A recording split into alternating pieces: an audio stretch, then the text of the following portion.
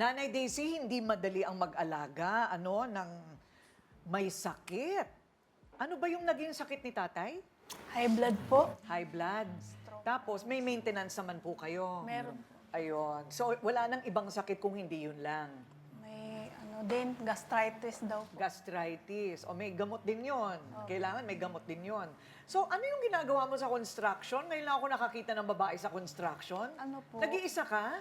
Kaming dalawa. Hindi, ibig sabihin, ikaw lang yung babae. Opo. Ako ang Totoo ba? Nakakita ka na ba nun? Nahabol ko siya, nagkaganon siya doon sa ano, tumulong na rin ako, ate ko rin. Oo, ibigay mo kaya yan. Baka itong isang ganun mo lang, itapos na lahat. Para mabilis. Hindi ba? So, hindi ka nahihirapan na yung likod mo. Mahirap. Mahirap din, oo. Pero bilib din tayo. Oy, talaga naman, woman to the rescue! Yay! Oh, isang anak mo pag-graduate na daw ng civil engineer, tatay. Oy, congratulations! Napaaral na pagtapos sa pamamagitan ng construction. Yehey! Makakatulong na sa inyo. Pag may awa po ang Diyos po. Ay, sige, bago siya makatulong sa inyo, kami muna dahil sinabi namin, di ba, 5K for you! Ayan! 5,000 talaga para sa inyo.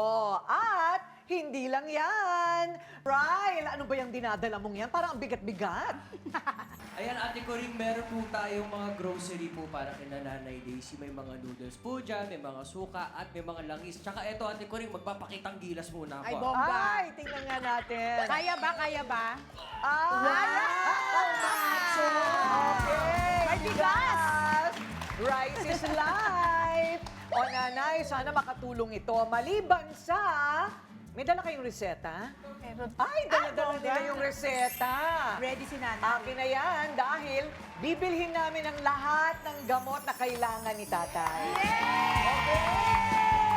Okay! So, Nanay Daisy, wala kami ibang wish kung hindi lumakas ka pa. At ikaw rin, mawala na yung sakit mo, Mang Nestor. At sabi nga nila, para makatanggap ng biyaya, dapat nagbibigay din ang biyaya.